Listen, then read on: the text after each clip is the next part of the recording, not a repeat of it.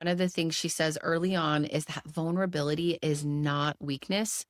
It's the most accurate measure of courage. Because what she's really describing to me is what it feels like in your body when there is uncertainty, when there is risk, and when there's emotional exposure, as she talks about. And that is vulnerability. And from a nervous system perspective, this is why vulnerability can feel so hard. Because as we've talked about, your brain is always scanning for what is safe.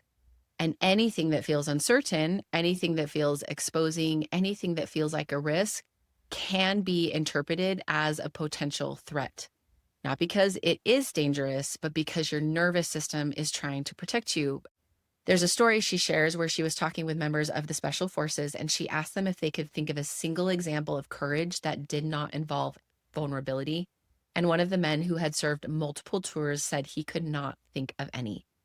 And that's the reframe. There is no courage without vulnerability.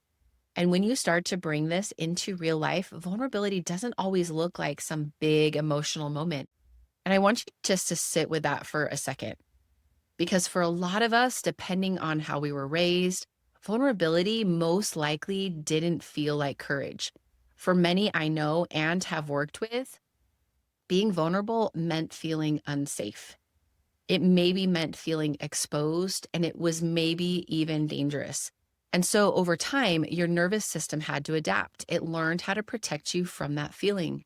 Because at one point, that feeling was probably really scary. And in those environments, vulnerability wasn't always safe. Sometimes it could mean loss. Sometimes it could mean not having enough. And sometimes it could even be life threatening. These are all very valid reasons for why the brain and the nervous system made the decisions they did to survive. And this is also where compassion can start to come in. Because as you sit here now, trying to understand why vulnerability feels so hard for you, there is a good chance that at some point, not being vulnerable was actually what kept you safe.